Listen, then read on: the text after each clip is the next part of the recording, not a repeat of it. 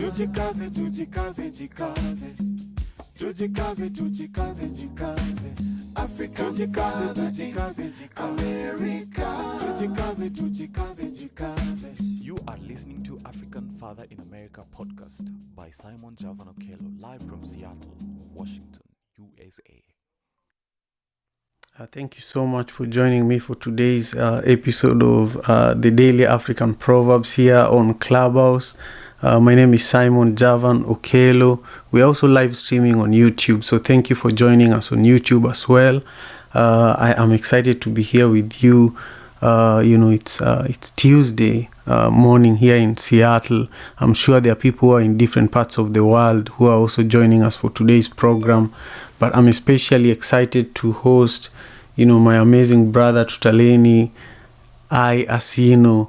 Tutaleni is an amazing leader here on Clubhouse, but also in his Namibian community. This is the third time that we are hosting Tutaleni, here in the daily in the events that I produce here on Clubhouse. The first time we hosted Tutaleni was in the African Wisdom Club, which is always on Fridays at 8:30 p.m. Pacific Standard Time. The second time was like a week and a half ago, maybe 2 weeks ago, here in the African Father in America Club. And this is the third time, and it's by popular demand. It's quite a few people asked that we bring Tutaleni back, and we just give you time to share with us a little more. So today with Tutaleni, we are going to talk about your work as a comparativist. That's going to form the majority of our conversation. Your work as a comparativist, and also the meaning of your name, Tutaleni, and also the meaning of your last name, Asino. But also, lastly, Tutaleni, I just want you to think about all these amazing questions before I bring you live here on YouTube.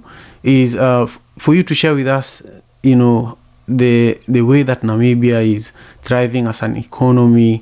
Especially, recently I learned that one of the biggest industries in Namibia is the fishing industry.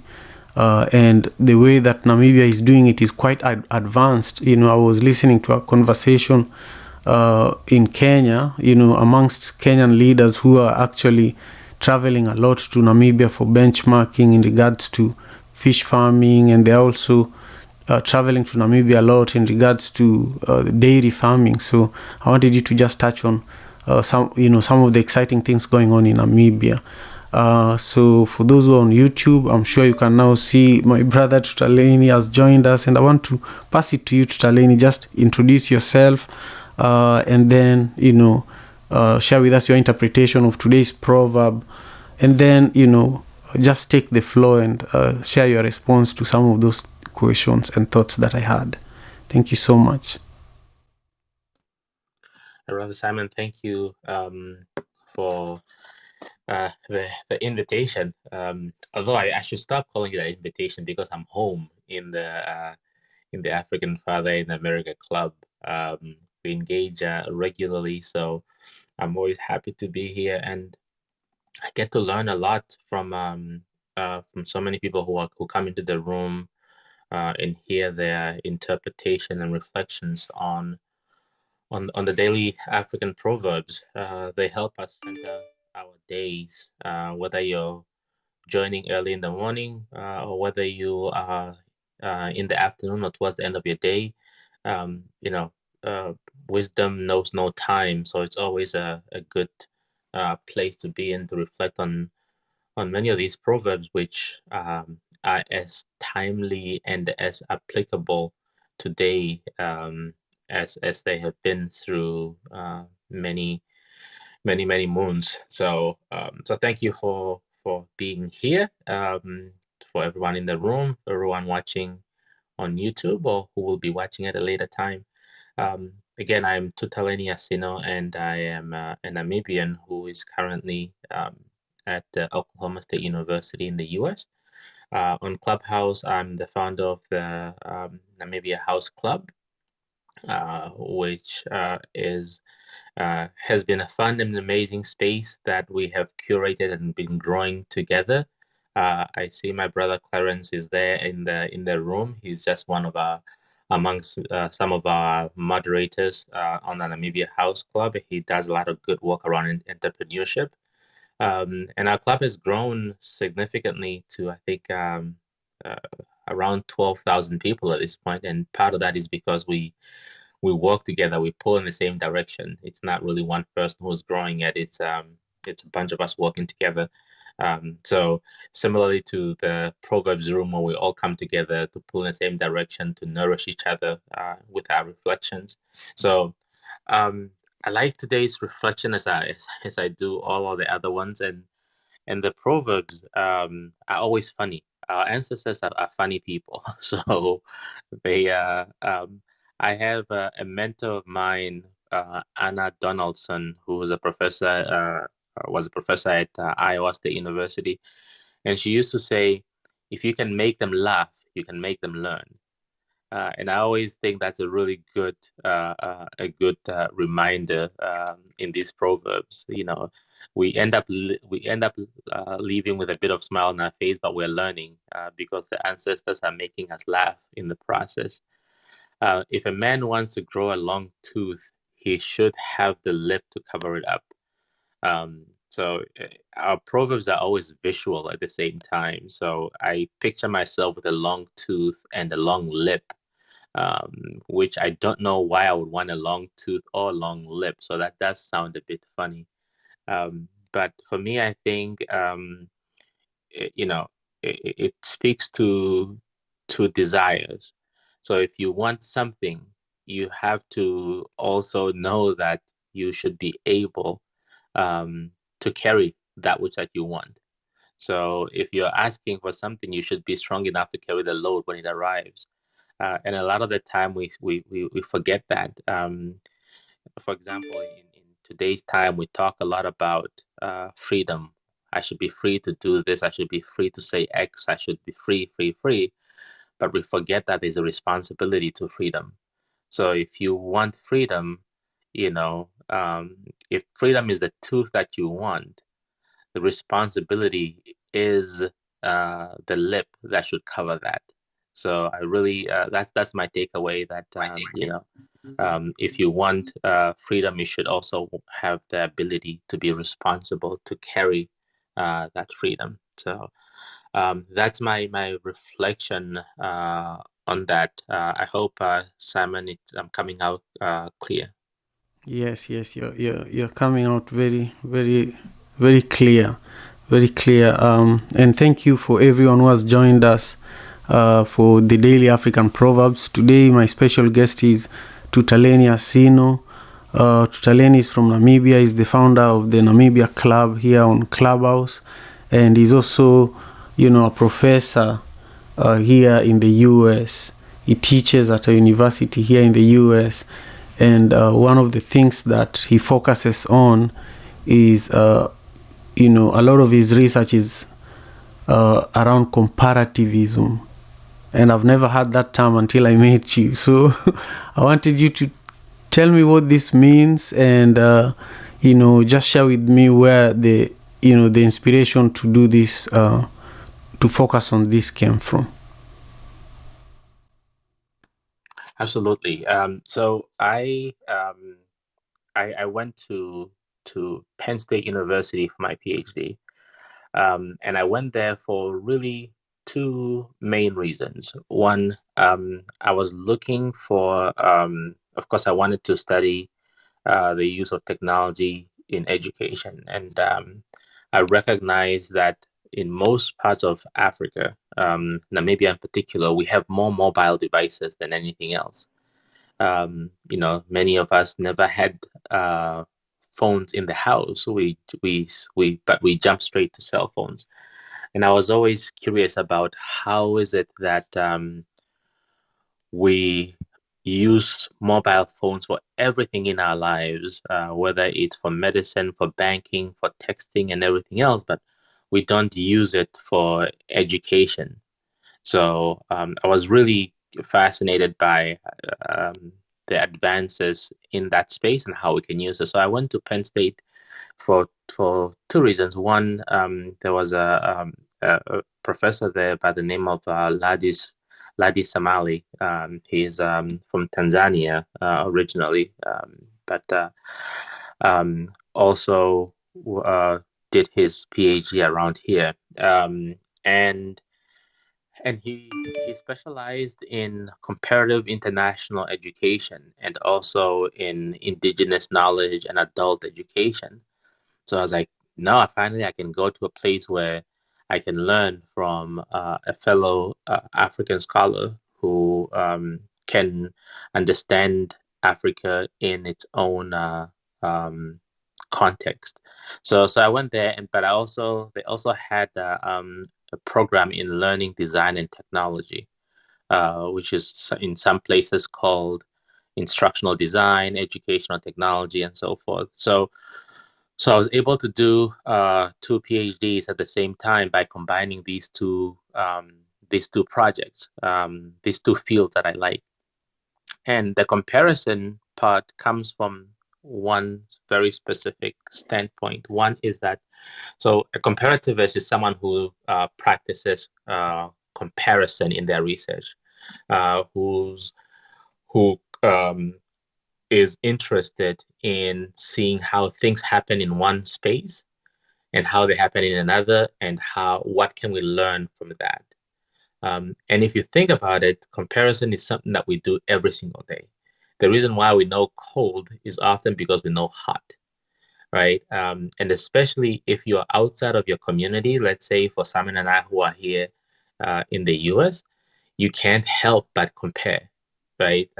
So if you taste something new, you usually have a mental picture, a mental model that says, this tastes just like something else.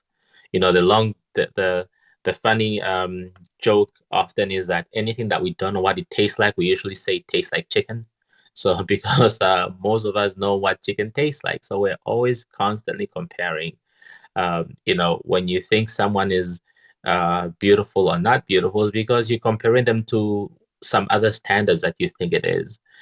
The reason why it's important for me as an African is that often in our educational context, we have methods of teaching and reading materials that come from somewhere else that don't take into account what we do or who we are.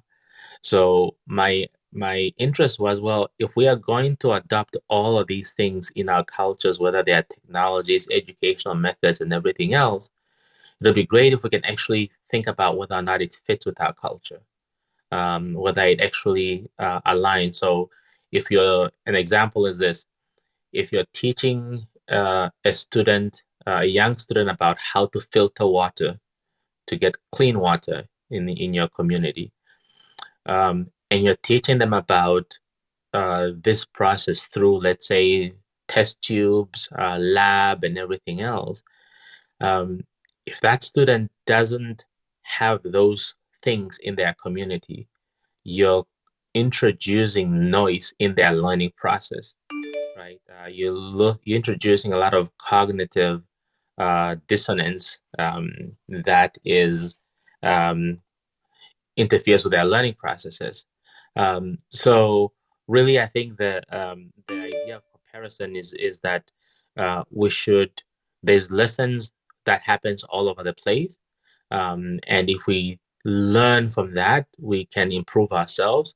And if we can compare what exists in other places to what happens in our community, it improves that as well. The big saying that I keep in my mind about comparative education is that by learning about other people, I learn about myself, right?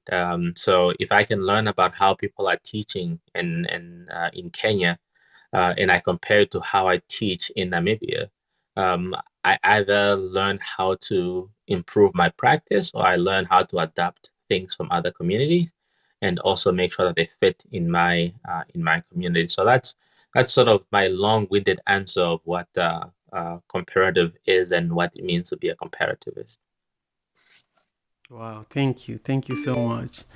So then, this means that my curiosity about how Namibia is managing its fishing industry, and how Kenya is managing its fishing industry, uh, the process of comparing these two is also is also a process of your work.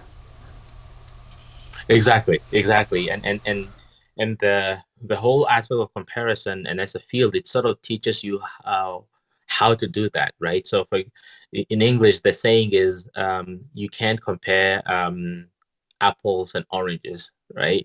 In comparison, we say yes, you can. It depends on what you're comparing. So, if you're comparing the yellowness of a banana to an orange, that's probably not the best way. But if you're comparing, let's say, the nutrients in a banana versus the nutrients in an orange, then you have a basis for comparison. If you are comparing Kenya's port to Namibia's roadways, that's probably not the best way to compare. But if you're comparing the Namibian port and how it's being run to the port in Kenya and what you can learn there and how people are doing that, that's a comparison. And we do this in a lot of spaces, especially internationally, where we say, oh, you know what? We like how this country has this program. Let's go find out what they're doing and how they learn. But often when we do that, not many people know how to do that effectively. They just copy. They just say, well, they're doing this there, so let's move it here. And we have seen that, especially in our African countries, how that has failed us in so many ways. We adopt so many ways of teaching and learning in other cultures that just don't fit us. And here's a really quick example. As an African, I don't remember anything that I do alone, right? Everything we do together. In some community where there is water is scarce, you even take showers and baths together. But most of our schools requires our students to go to the classroom, sit at a desk by themselves, face forward, and learn in this very restrictive way. So that's not an education system that, in my opinion, fits our community, because our communities are much more collaborative. We do things together. We value working together, and our cultures are structured in such a way. So we should be able to integrate our values and our systems into our education system. Um, and we do that by effectively comparing what exists and we can borrow and implement in our community instead of just a copy and paste. So that's so you're right. Interest in fishing industries in Kenya and in Namibia is another form of comparison. Wow, thank you. Well, I feel like I need to spend a lot of time with you because I have so many things to compare in my work and also in my life in general. But I'm so excited that this is what you do. And now I'm so curious about like how you use it to change the world. How are you using your you know your accomplishments to transform Namibia? But still, I want us to go back to the comparison of the two ports and just the two economies. I'm just really interested, especially because the relationship that Kenyan citizens have with their government compared to the relationship that you guys have with your government seems to be a little different. I feel like you guys have more access.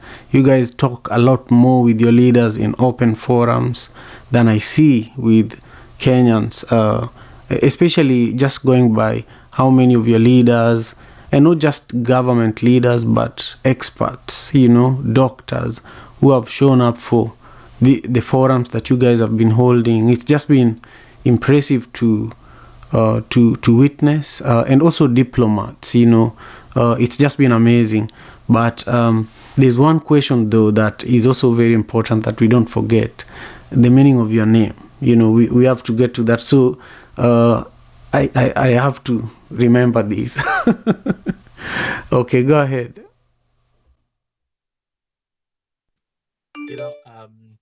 I think sometimes I recognize how very spoiled I am as a Namibian. for some of the reason that you're talking about in terms of I do I think by comparison our leaders are accessible. There was an example of that for me was when our current president, I think started his second term or maybe his first. He had a press conference, and he stood there and he took all kind of questions. And I noticed something funny because my background is in media studies and journalism. That's where I started. And you know, in all places that I've seen with world leaders, they come in for the interview and then it's scheduled for a certain amount of time, and then they leave. They say, "Okay, we reach our time." And what was funny about this is that the president stood there and kept asking, "Are there any more questions? Are there any more questions?" I was like, "Wait a minute! This is the president of the country who's standing there asking if there are more questions, because people have run out of questions. In any other places, the president takes a few questions and runs out of the room, and there he was, standing there asking." And I tweeted out, I said, "Wow, this is really funny. The president is there egging on journalists to ask him questions, and the journalists have run out of questions to ask." So I just thought that was a really it's funny experience for me. But comparing Kenya to Namibia is also an interesting challenge, right? Kenya has what, over 55 million people, and Namibia has about 2.5 million people. So when you have a smaller population, I think there's a few advantages, which is the community is a little bit smaller, and it's easy to see those connections. So, someone in Clubhouse, if we have 12,000 people in the Clubhouse in Namibia, the possibility that one of the people in there has a connection to somebody in politics or something else is much more likely versus if you have a Kenyan club that has 12,000 people, because that's just the math, right? So I think that's one of the advantage. And it's when you have a smaller community, it's easy to access. You can walk into a government office and request for a meeting. You can and you should be able to relatively get access. But the Clubhouse phenomenon for me has just been really exciting because they have been willing to come in and engage. But we also know that innovations come from a need.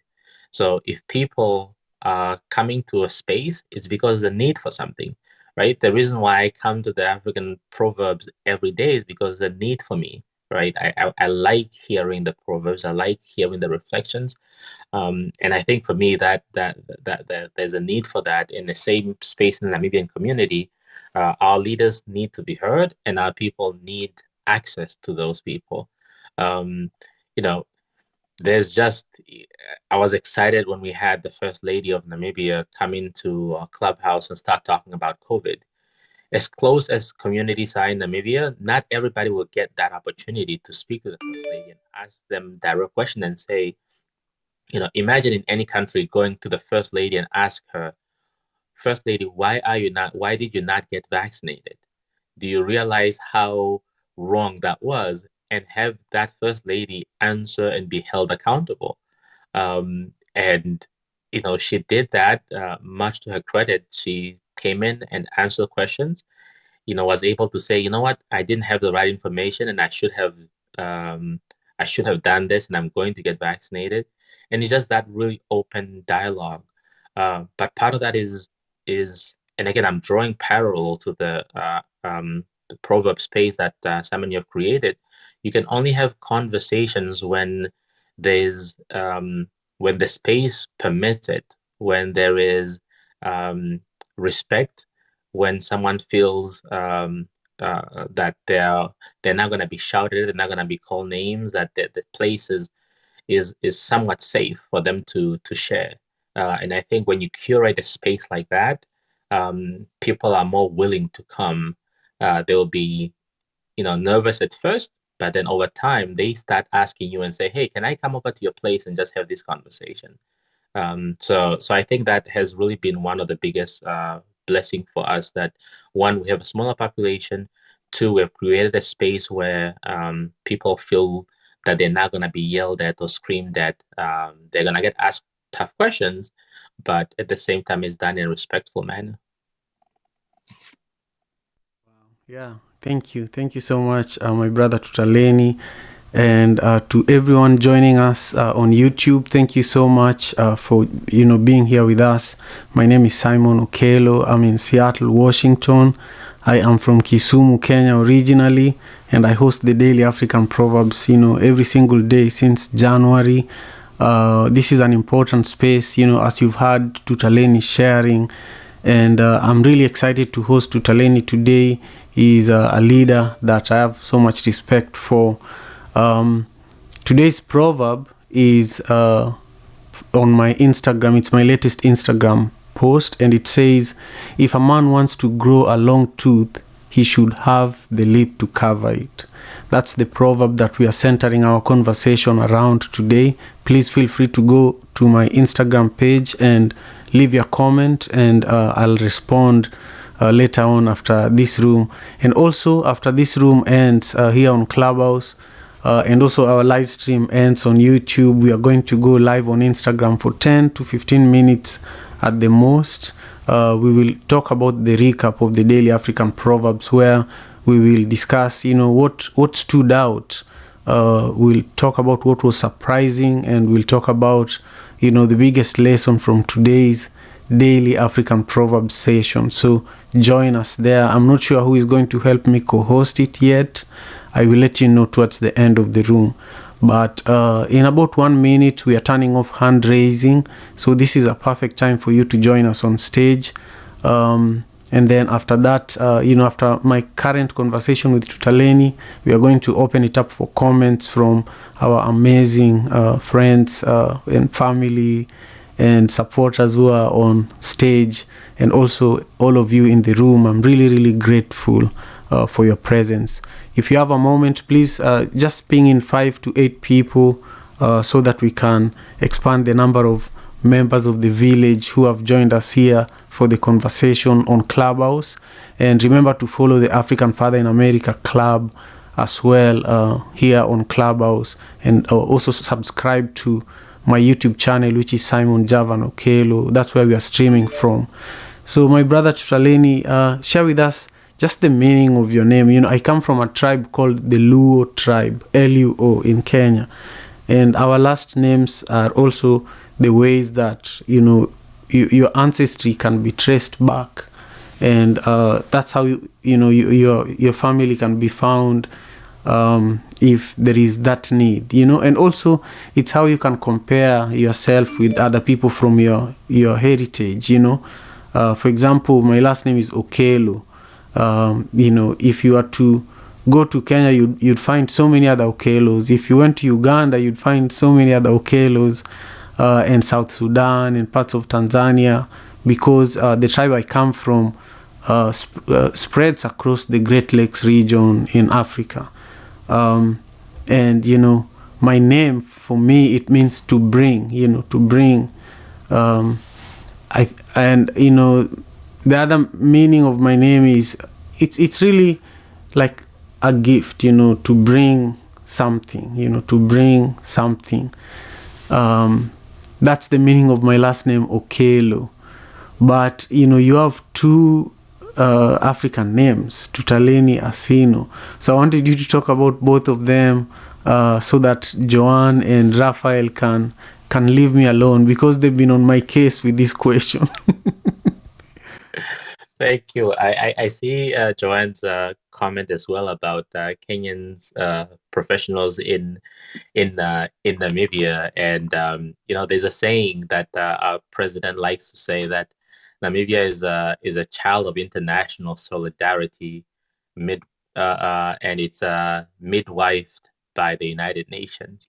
And it's a reflection on the fact that Namibia became independent in 1990, and most of that is because of solidarity with other African African countries. Many Namibians were in exile, spread across so many different parts of the world, received with open arms to many, many African neighbors and countries around the world. So it's not surprising that there are many Kenyans who are contributing to Namibia as well.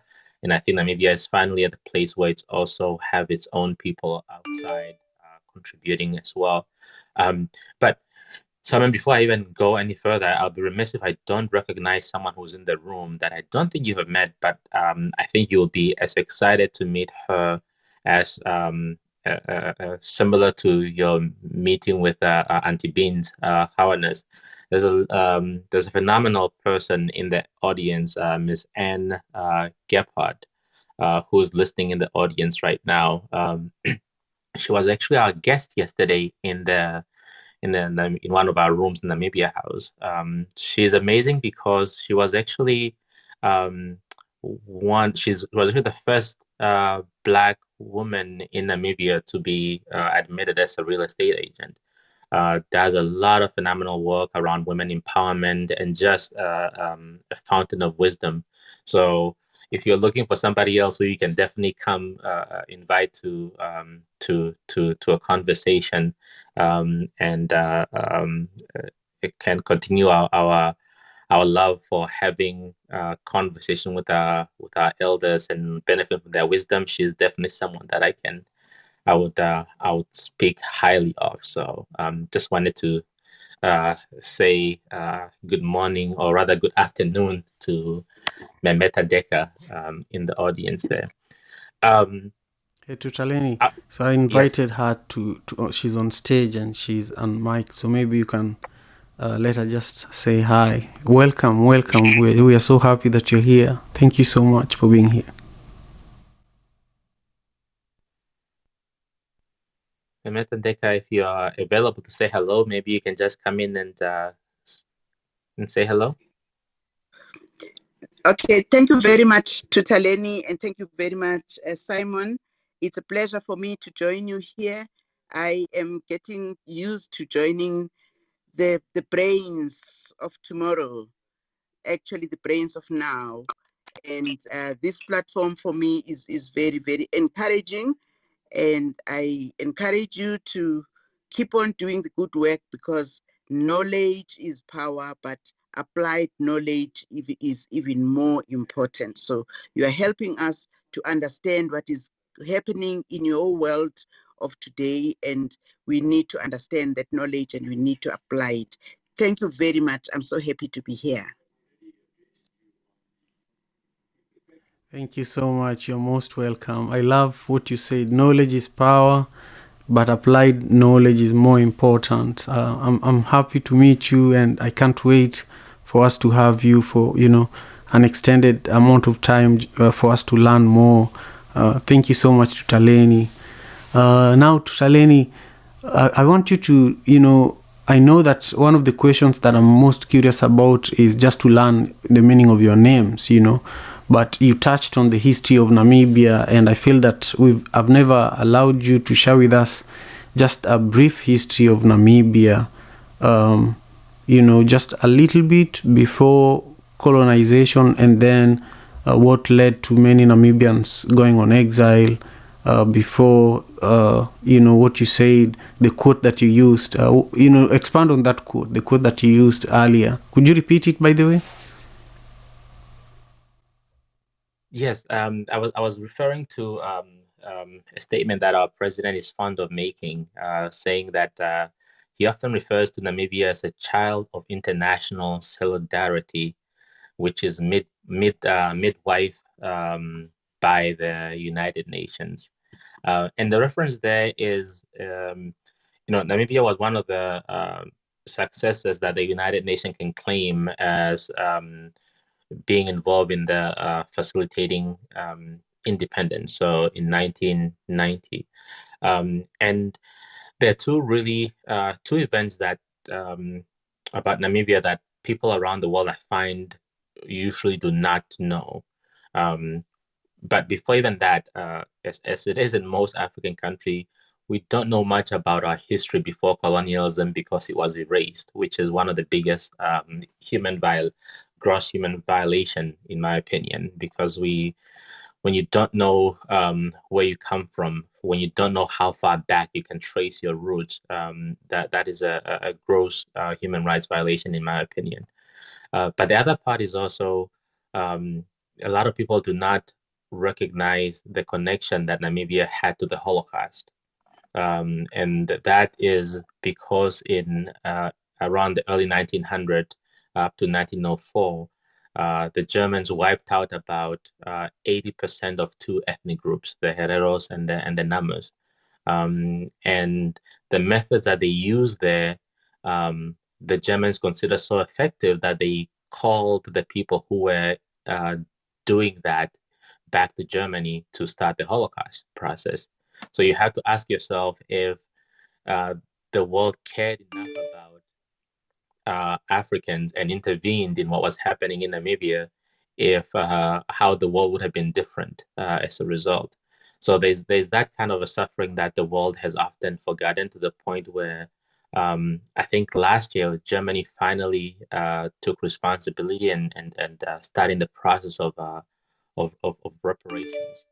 And that's a longer conversation that definitely is still contentious, because there's still disagreements about whether or not what Germany's claim is admitting to is sufficient.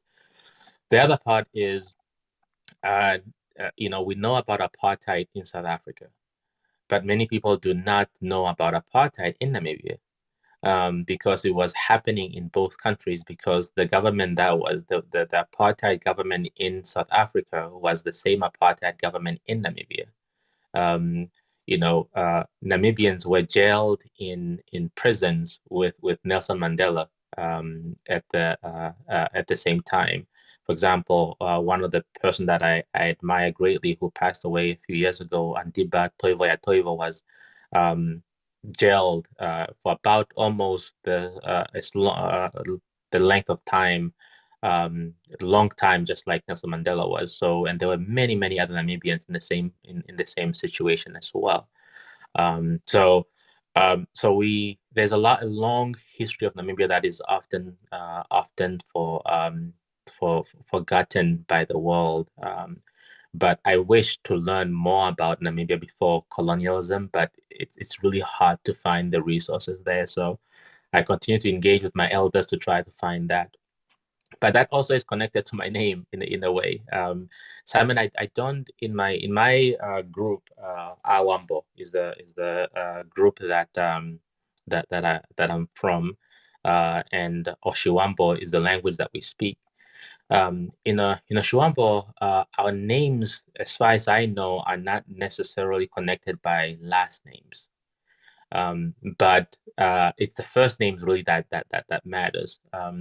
Our connection comes from family totems, right? So each family grouping has a totem that they can trace their lineage to, right? Like, so for example, your totem might be, let's say, a cow or an elephant or something, and that's the lineage that you trace yourself to. So that I'm from this totem, and all of my people come from that.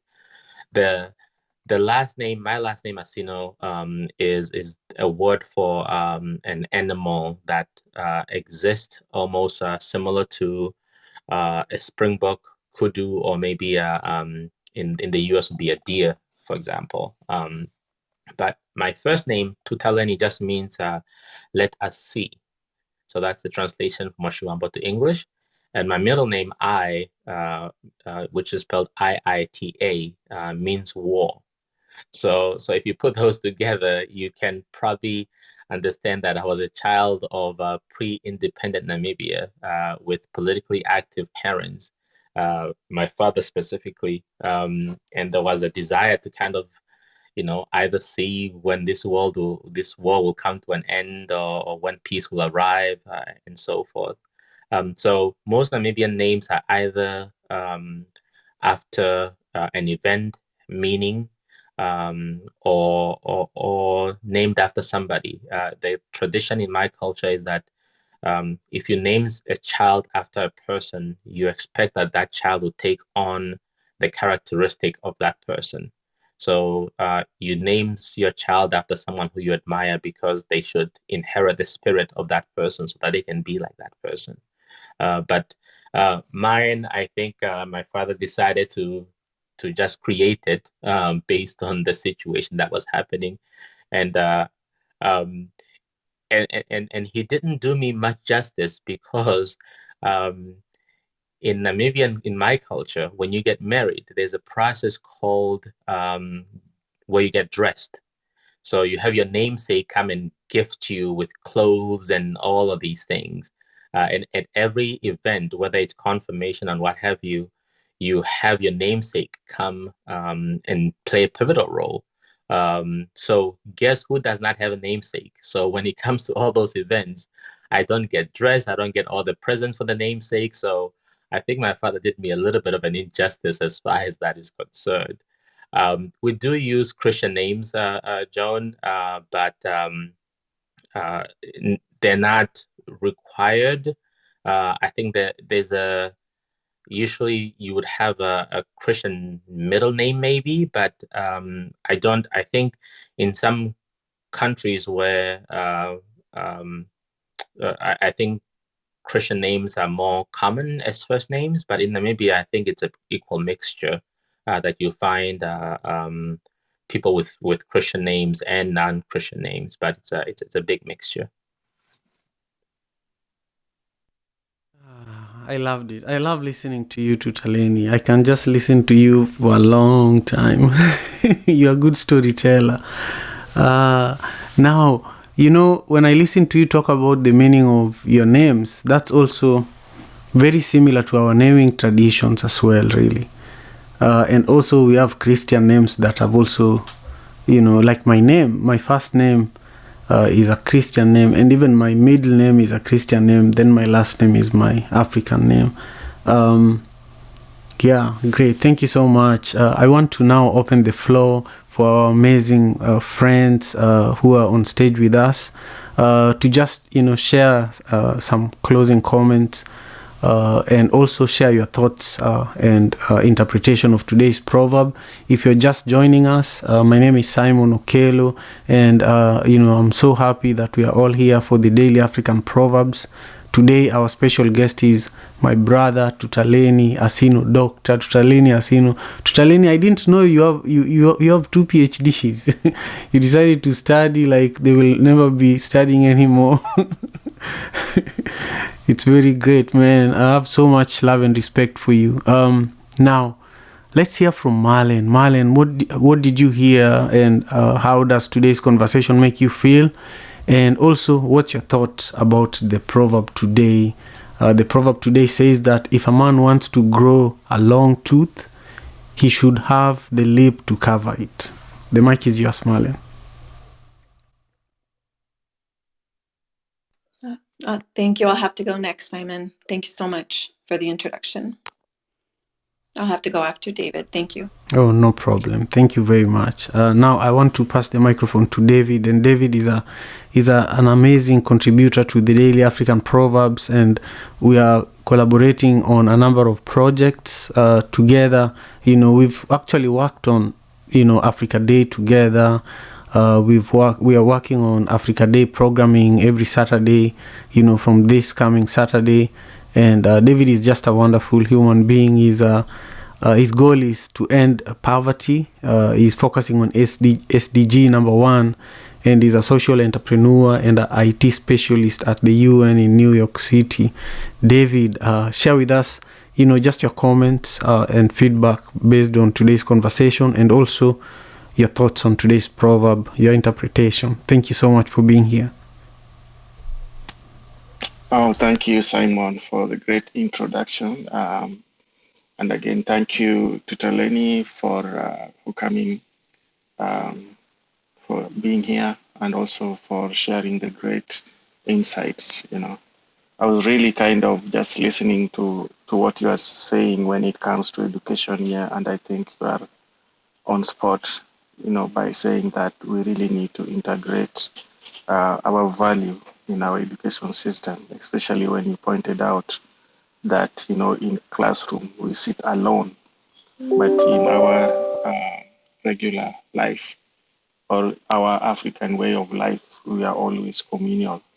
I think that's a really great example of things that actually went wrong and we need to refix it. So thank you for sharing. And it's really great, what you're doing is really great when it comes to just looking into what we should do as Africans to integrate some of the things that we need to do so that we can be able to reclaim our self-worth. So thank you for joining me. Regarding this proverb today, when I looked at it, there are several things that came into my mind, but I'll settle for the one that somehow resonated a lot. Because generally, I normally see that people want to have even teeth. You want to make sure that your teeth are aligned. They are white. When you smile, people always want to open up their mouth so you can see their white teeth. So the first question I ask myself is, why would somebody want to have a long teeth? And I think that for me, I immediately thought about, some kind of out of ordinary situation. And this kind of situation is, for example, somebody who probably like creating trouble. And I think we had those kind of people in our villages. And then I was just thinking that, if you have a long teeth and you create trouble, then probably what would happen to you, you'll get hurt. Somebody will hit your mouth, and maybe that long teeth will fall out, or maybe you'll have a bloody mouth, so you need to cover it up. So because of that, therefore, you need to have a lip to cover it. So that's how I looked into it. So basically, my interpretation is that, do not create trouble. If you're willing to create trouble, then you must be able to have a lip to cover it up. But generally, do not create trouble. So this is David, and I'm done speaking. I yield the mic back to you, Simon. Thank you. Thank you, David. I don't know why I found some of your shares so hilarious. I was just laughing a lot while you were sharing. I think it's true. It's true. If you literally compare it the way the proverb says it, it's true. If you have long tooth and you especially in like the slum where I grew up in Kenya, you'd get in real trouble. So long tooth could also mean talking too much. If you're talking too much, you can get into trouble easily. So I just loved your share, and I just found it really hilarious. Now I want to check in with Marlene before I go to Joanne. Marlene, are you back? Are you ready? Okay, wonderful. I'll pass you the microphone. Thank you so much. I'm able to speak now. Thank you so much for that, Grace. I appreciate you, brother. Well, yes, so many things came up for me. It's just always a beautiful morning here in this room with y'all. Sister Anne, nice to meet you. Thank you for being here. And hello, everybody. Hello. Thank you. If a man wants to grow a long tooth, he should have the lip to cover it. Definitely what you said, Simon. I mean, that's the first thing that came to my mind, because I used to be that person before 5 years ago, just talking too much. And so I know what that is just for firsthand. And then now when I see others like that, but I give them grace and respect, and you'll notice that too, on the Instagram, and the, that's just the way I like to be, just to not, that tooth, those long tooths from other people, they don't irritate me anymore. I give them loving grace. Everybody deserves that, and so a couple things, here in America, a couple of the analogies that came right off the top of my head that I think are directly correlated is, don't let your mouth write checks that you're behind can't cash. And also, talk the talk and, walk the walk. My words, they have to be backed up with with the actions, you know. If I'm not boastful, but if I was, or if I see someone else being boastful, it's like, you know, we can see if it's true or not. Well, I'm highly intuitive and a high empath, so, you know, I see that, and I know if you're in this room, you're probably that way also. And that, yes. And then what else came up for me? Oh, I love what you said, Tutalani, brother. A conversation, and this is what I took from it, a conversation can happen when there's respect.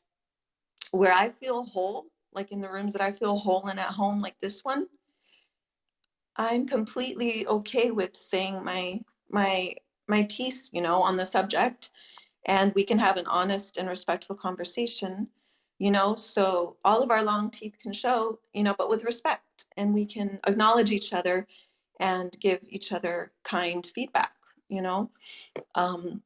You know, this platform is very, very large, and you know, there's some that have asked a couple of times for my opinion, and these are people that are large and well respected here. And you know, I only give my opinion when it's asked, and then and sometimes they're not okay with it, but I'm just very honest, you know. But I know that even if they didn't like it and they unfollow, they still respect me, if you know what I mean.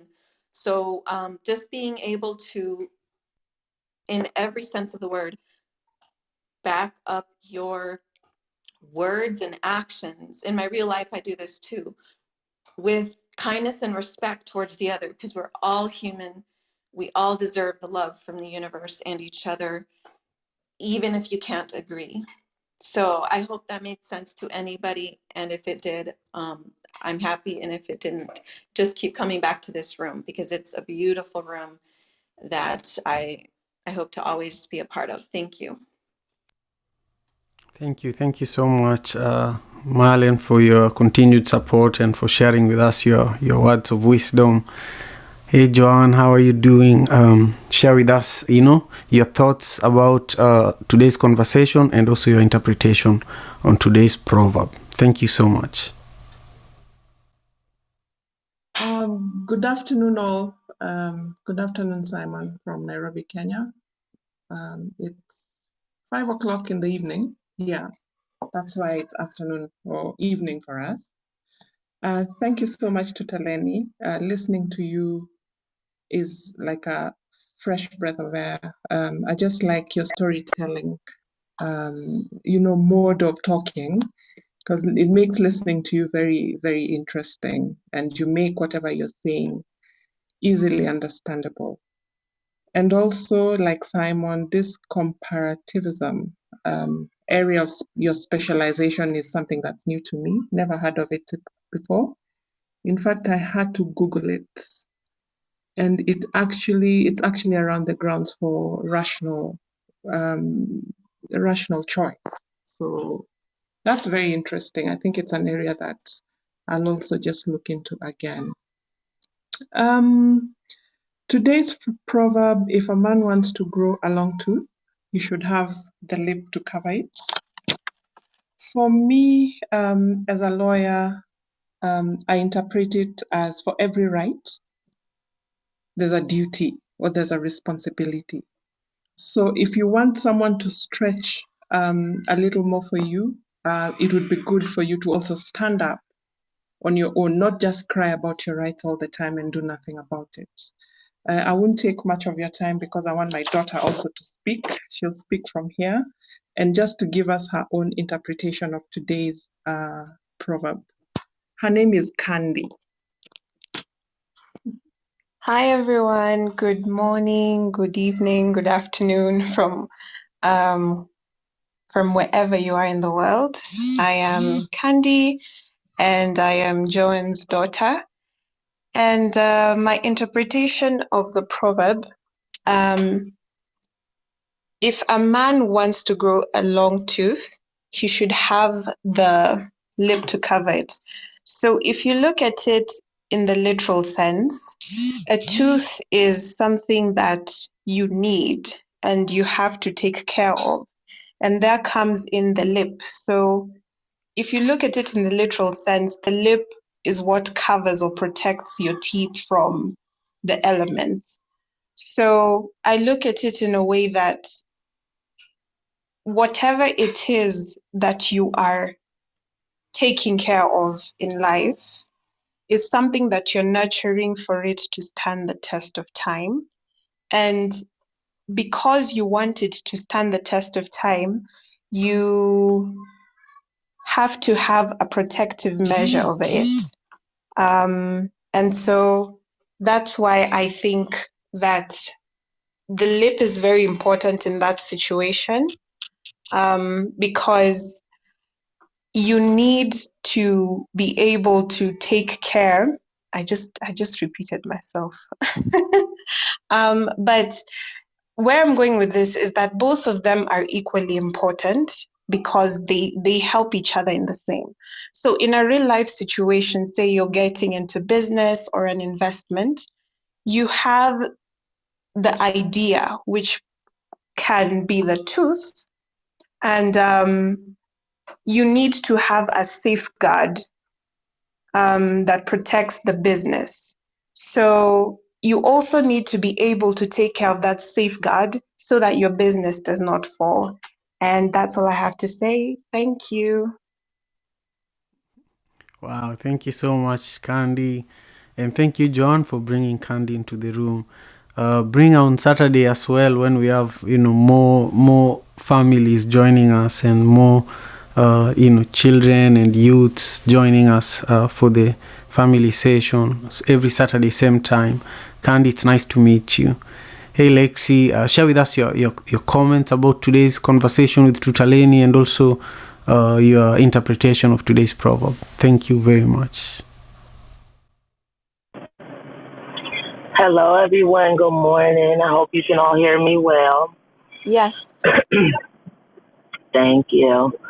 To Talini, you really, thank you. I really appreciate, and you resonated so much for me today. I just want to thank everybody, especially my family that is from our homeland of Africa, because y'all are literally my only physical connection to the continent. So I really greatly appreciate your words and the stories that you tell and the culture that you have when you explain everything. I really, really greatly appreciate it. Like I said, that's all I have physically because I've never been there before myself.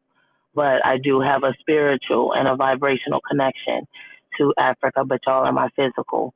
And you give me the culture that I don't have, that I can never get from here. So I appreciate y'all. But my interpretation this morning of the proverb, the key word that stuck out for me was the word want. If a man want to grow a long tooth, he's at some point he might not want to hide it. So in my interpretation, I thought that when somebody want to grow something in their life, they have to cover it in order for it to grow. Just like if you plant a seed, you got to cover that seed up with dirt in order for it to grow. You have to take care of anything that that you have. So if somebody's growing something, they said want, so he want to grow it, but he has to have the lip to cover what he's growing until he's ready to show what he's grown. You know what I'm saying? So that's what my interpretation of the proverb was today, that, if you're growing something, you do have to cover it in order for it to grow to a certain point. You're going to have to, cover it. And that's all the same if you have dreams or aspirations in life. Sometimes you got to cover them up from the rest of the world until they are manifest or materialize in your life. And then that's when you show that big tooth. You know what I'm saying? So that was my interpretation today. Thank you. And I definitely love y'all. Thank you for just speaking and providing that and telling the stories. And Tudalina, you really opened me up today. I mean, you really said so much. I can't even say just one thing, that resonated, because so much of what you said resonated with me, and it really does bring me closer. Makes me feel really, really at home when I come in this room, and I thank y'all. Wow, thank you so much, Lexi. It's amazing what you said. It's amazing what you said, especially because, the way you interpreted this proverb says so much about who you are. You took this proverb that is kind of, negative, and then you made it so positive. You turned it into something beautiful. Growing a long tooth is probably not a bad thing. It's a beautiful thing, but just cover it until you are ready to show it. So thank you for that, and thank you for the beautiful comments. Tutaleni, get ready to share closing remarks after we hear comments from everyone. I hear so many amazing messages directed to you. Now we want to hear from Leila, and Leila is just an amazing, Leila Yusuf, an amazing connector of people, globally, and always grateful. She's a philanthropist and CEO, entrepreneur, New York based, but originally from Kenya, Somali American. Share with us your interpretation, my dear sister. And I'm so proud of you and all the work you do in real estate, in New York. I see your amazing updates on Instagram, so congratulations. And share with us your comments to Brother Tutaleni, and also your interpretation of today's proverb.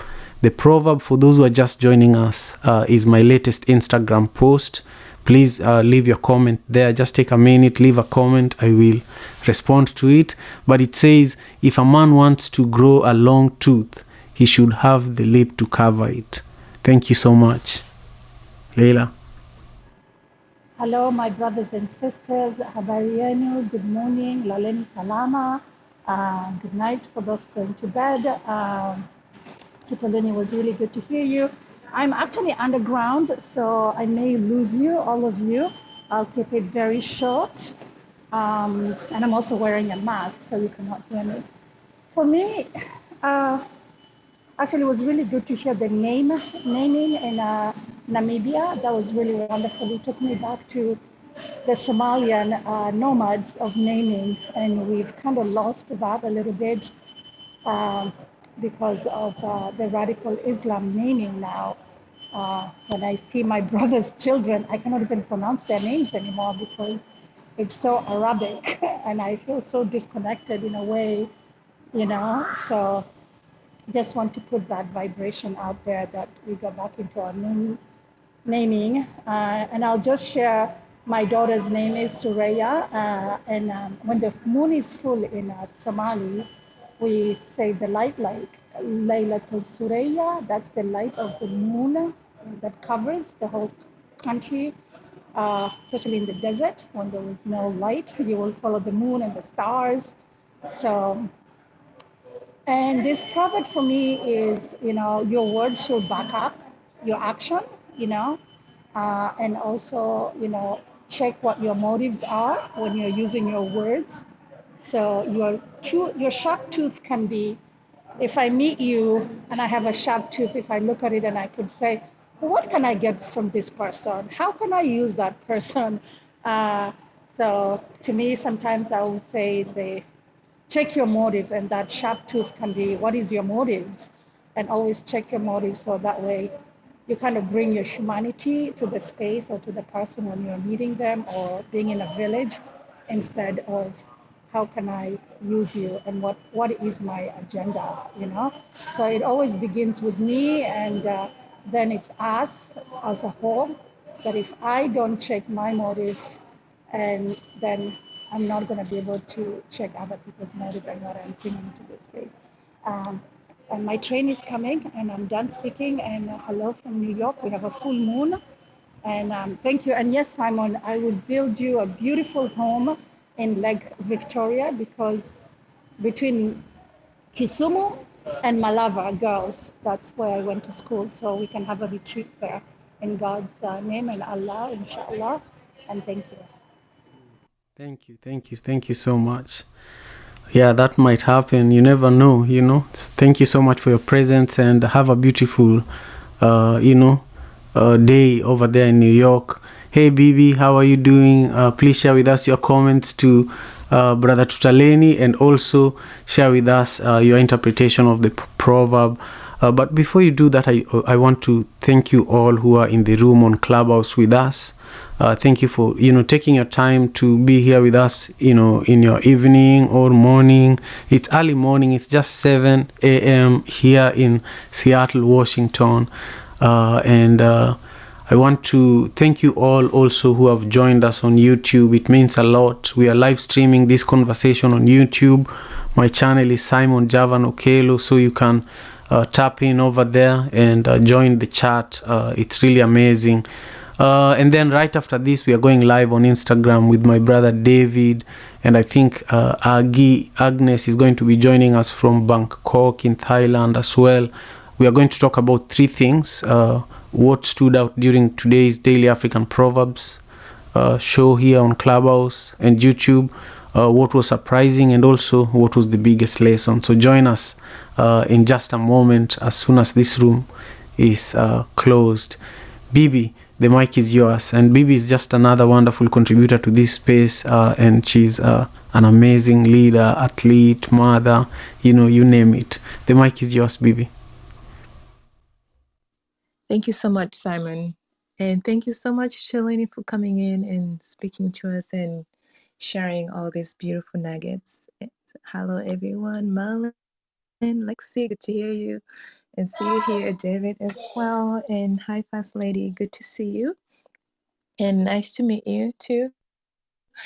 And as far as the proverb goes, I read it this morning before I dropped my daughter off to school, and I had a different interpretation then, but now I have two that I would like to share. So the first one is I would say to Selene, you are part of the Proverbs, actually the true interpretation, because growing a longer tooth compared to what you were born with, it's almost impossible.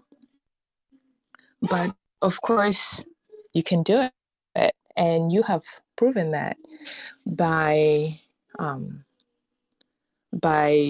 getting your 2 PhDs in one, and also I would say you are your father's wildest dreams.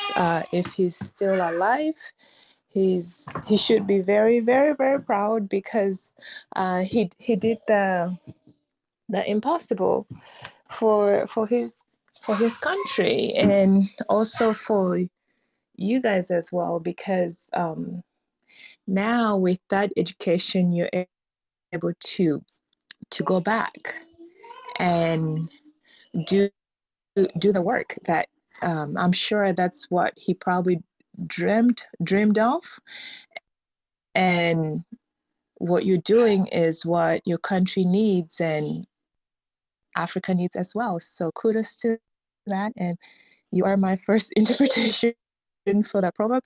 And also the second one is your leader, when you shared about how he was there at the meeting asking for questions when the session was done. To me, that made me so happy, because it means that he is truly a true leader, because before he became a leader, he listened to all the things that people have been talking about, people desire for their leaders. And I'm sure some of the ideas he also wished the leaders would be or do. So when he finally became a leader, he was able to apply that, and he's also able to open his mind and be able to observe and take all the wisdom from everyone else and actually apply it in his work. So today's your talk, it just made me so happy, because growing up in a political family in Uganda, it's just like my wish is for our new generation or new leaders to actually be more to people and actually care instead of being greedy and staying there just for the sake of staying and not really paying attention to the people anymore, because without the people you really have no place, and you really shouldn't be there if you're not there for the people. So this is a side of me that I usually don't share, but I'm very, very, very passionate when it comes to politics and truly people taking care of each other. Because, I mean, we choose the leaders so they can take care of others, so they can take care of us, listen to what we have to say, and actually do it. So I'm very proud of your leader, and it just makes me so happy. So if I'm emotional today, but it's in a good way. And growing a long tooth is kind of like doing that impossible. And that's exactly what you guys are doing. And I can also relate to my accident as well. Me being alive right now is not what was in the future for me, but being able to walk again and actually run again, that was my part, because I believe that I could do it and I did the work. So that's my interpretation for today. Thank you so much. Wow, thank you very much, Bibi. I appreciate you sharing, and also just sharing with us in depth, your comments and also your interpretation of today's proverb. Brother Tutaleni is no longer on YouTube, but he's here with us still, so he will still share with us his closing remarks. Now I want to quickly introduce our wonderful, elder and sister Ann Tandeka. Dear Ann, just share with us, your comments to Tutaleni, and also, if you have any thoughts specifically to the proverb that we are discussing. If you have an interpretation to this proverb, this proverb is from Africa. I'm not sure which country specifically, but it says, if a man wants to grow a long tooth, he should have the lip to cover it. Thank you so much for being here with us today. Thank you very, very, very much, Simon, for hosting this very, very fruitful and deep discussion. I applaud you because we as Africans are slowly and actually fast losing our connections to where we come from. And most of our proverbs have such deep meaning that we need to revisit them one by one. So you have just given us a platform now to revisit and go and think about, what do you think about this thing of growing a long tooth, but not only grow a long tooth, but make sure that you develop a lip to cover it. My interpretation of it, just off cuff, because I did not really prepare myself for this, is that a tooth is something that is almost, you get it from your family. If somebody has got any shape of teeth that you have, you get it from your family. It's sort of like a family, you inherit it. But if you want yours to be longer than the normal tooth that your family have, don't embarrass the family. Grow the tooth, it's fine, but make sure that you keep it covered so that your appearance is posed. Your tooth doesn't come out in between your lips.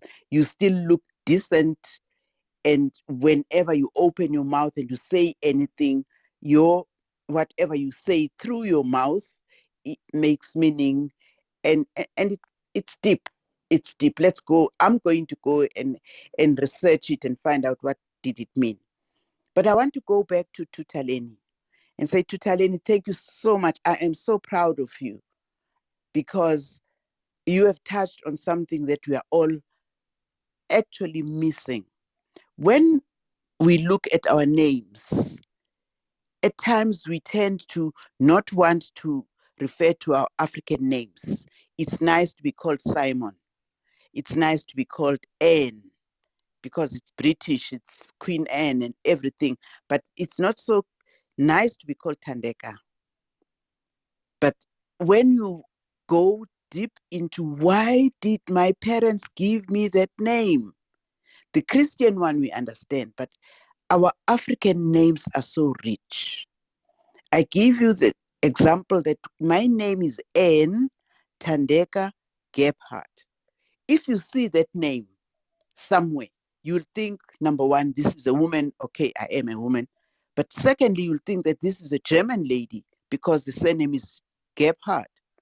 But there is no German blood in anything that I am, in myself, in my husband, in anything. There's no German in it. One gets some of these names from colonial for colonialism that we come from. But the real name that make me me, and I always tell people, call me N Thandeka. Both of these names are very important to me because when I went to discover why did my mother call me N, there was a reason for it. Why did my mother call me Thandeka? Why? Thandeka means lovable. And there was a reason for it. Just briefly, N was because my mother was busy with a community organization for women, and it was called St. Anne's congregation. But the Thandeka one was because in my family, we were 4 sisters, and my mother was expecting me, being number 5. And she got pregnant with number 5 because she was hoping to get a boy. So when I was born, I was supposed to be a disappointment to my family. But when they looked at me and they were told it's a girl, because those days you could not know beforehand, instead of my mother being disappointed that I'm a girl, she looked at me, she said, oh, she's so lovable. And that is how I got my name Thandeka. She could have given me a negative name saying, disappointed, whatever. But she looked at the positive side of things. Our names have meaning. Let's go out there and research from our families. Why was I called there? Don't ever regret why they didn't give another name. Tutaleni, the mere fact that your namesakes don't bring you things for your birthdays and everything, there was a bigger reason than that your father gave you that name. So let's go back seriously and emotionally, go back and find out what was the reason for my family to give me this name. It has a meaning, and we've got a responsibility to take on that name. I cannot be but lovable to anybody because that's what my mother, my parents, my family gave to me. It's a heritage. Thank you very much. And I wish you all of the best. Let us be proud to be Africans. Whichever country we come from, we are Africans after all. We've got a rich heritage. Thank you very much, and God bless. Thank you so much. God bless you too. That was beautiful, and I hope we will have you here again as one of our guests, like we did with Tutaleni today. I'm so happy you're here. Now, Ivna Duros, who is going to close us out. Ivna is an author. He's from Haiti. He's also an amazing contributor to the Daily African Proverbs and also the African Wisdom Club and the Africa Day Club. Ivna is just an amazing leader. Share with us your interpretation of the proverb and your compliments or comments to Brother Tutaleni. Just briefly, tweet size. Thank you so much. Thank you, Brother Simon and Dr. Osino. It's an honor to share the space with you again. And I hope one day we can have a conversation on African history. I've been researching myself. I'd love to know a bit about what happened to Africans before slavery, before the slave trade. So that is something that I hope we can have a conversation on in the future. And happy International Day of Peace, everyone. And my interpretation of this proverb, and and I really like to look, and I like how Lexi said it, and that's pretty much the same way I'm going as well. When you have a goal, you have a dream, you have something big that you believe that is big in your heart. Uh, your job is to protect it, is to nurture it inside and to cover it before you share it with people that possibly can destroy that dream, that goal that you have in your heart. Because there are a lot of naysayers, there's a lot of people who are very negative. They could be in a room with a lot of lighting, but it still would be dark.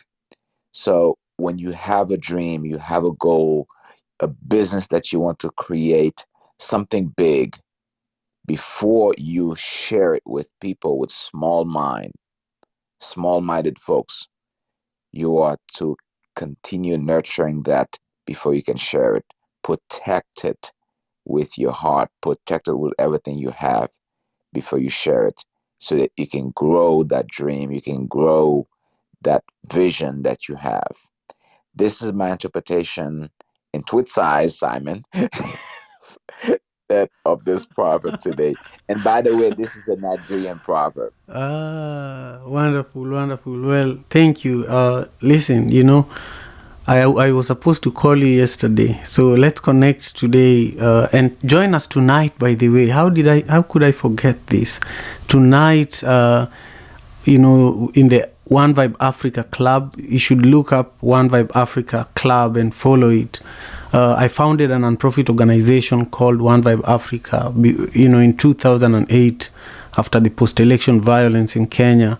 And when I moved to Seattle in 2010, I've continued growing the community around this non-profit. And we continue doing work in Kenya and also in Seattle.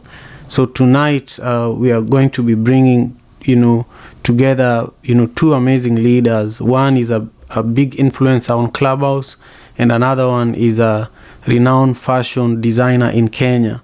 So the influencer on Clubhouse is called Jarrett Albritton, and he'll be talking about, as an African American, the trips he's taken to Kenya and why. And our goal is to just encourage more Africans in the diaspora to travel to the continent. But I'm primarily advocating for Kenya because every year I take a trip with a number of people. I've gone to Kenya with over 60 people. So this is a plan for next year's trip. The other person is called Fundi Frank. For those who are from Kenya, Fundi Frank is a household name. He was one of the first people to bring Kiswahili rap to Kenya. So join us tonight, 9 p.m. Pacific Standard Time. On Tuesday, that's Wednesday, 7 a.m. East Africa time, here on Clubhouse. It's going to be an amazing conversation. We will also live stream it on YouTube as well. But I'm just grateful. If you want to learn more about that, you can look, the best place to learn more would be onevibeexperience.com. There you can learn about, the previous experiences that we've had. But really tonight is going to be the amazing, moment that you don't want to miss. And then every Tuesday, we are going to be bringing this conversation to you. And also, if you're involved with travel in any way, whether it's here in the US or in any other country in the continent, let me know, because we want to really build this community of travelers and, bring people from various parts of the travel industry globally to this conversation as well. Now, thank you again for being here with us for the Daily African Proverbs. This has been amazing. And to Taleni, I want to just pass you the mic so that you can totally close us out. And I am grateful, my brother. Brother Simon, thank you so much for yet another engaging room. And thank you everybody for being here and for sharing. I'm whenever I'm in this space where we share our reflections on Proverbs, I'm often reminded of a quote that is attributed to something that Mother Teresa was fond of saying. I don't know if she's the originator of it, but it's something along the line of the fragrance always remains on the hands that gives the rose. And I like that because it really says that, when you give, you receive. So I end up benefiting so much by being on this space, by being on this platform, because I receive just as much as anybody else who's in here, and I received um, by being able to share as well. So thank you, as always, for this space, for curating wonderful proverbs. And let's keep the conversation going. And Meme and Tandeka, thank you for being on stage. And I have to ask for forgiveness because in my culture you don't speak after the elder has spoken. So please forgive my lack of protocol. And thank you so much for being here with us today. Everybody have a good day wherever you find yourself. Thank you again, Simon. Thank you, Tutaleni, and also forgive me as well. I should have followed the proper protocol. And I'm grateful to all of you. Have a wonderful day. See you shortly on Instagram for the live recap of today's session. Peace. African father in America. Tujikaze, tujikaze, jikaze. Tujikaze, tujikaze, jikaze. Africa, tujikaze, tujikaze, jikaze. America. Tujikaze, tujikaze, jikaze. You are listening to African Father in America podcast by Simon Javan Okello, live from Seattle, Washington.